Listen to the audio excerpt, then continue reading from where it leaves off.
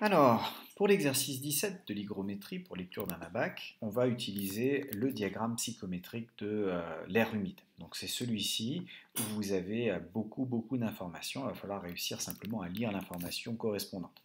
Donc, première question, on vous dit que l'air est à 15 degrés Celsius, que l'hygrométrie est de 45%. On aimerait savoir quelle est l'humidité absolue, c'est-à-dire quelle est la quantité, la masse d'eau qu'il y a par kilogramme d'air sec. Donc, on se place à une température de 15 degrés Celsius. Ensuite, on est à 45%, c'est-à-dire on est au milieu entre 40 et 50%, on ne peut pas faire mieux. Et on va lire maintenant sur la droite, à peu près à l'horizontale, on se retrouve avec du 5 grammes d'eau par kilogramme d'air sec. Ça, c'est mon humidité absolue.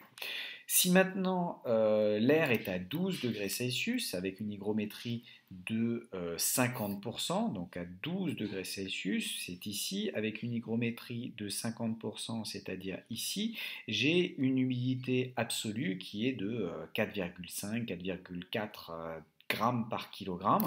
Et on vous dit, ah bah tiens, quelle serait l'humidité relative à 20 degrés Celsius? Donc si on conserve ces 4,5 grammes par kilogramme d'air sec, et qu'on se place maintenant à 20 degrés Celsius, c'est-à-dire ici, vous voyez qu'on est sur la ligne des 30%. Donc le fait d'avoir chauffé a fait diminuer l'humidité relative, étant donné qu'on peut stocker plus d'eau sous forme de vapeur dans le système.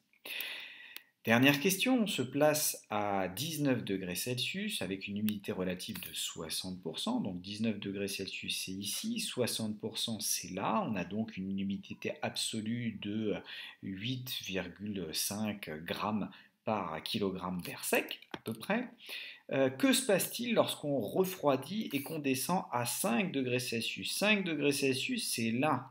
Hop, sauf que là, on voit que c'est une zone non admissible puisqu'on a dépassé les 100% d'humidité. Et donc, en fait, quand on touche les 100% d'humidité, il y a condensation, on garde 100% d'humidité et on baisse à une humidité absolue qui n'est plus que de l'ordre de 5 grammes par kilo, 5 grammes d'eau par kilogramme d'air sec.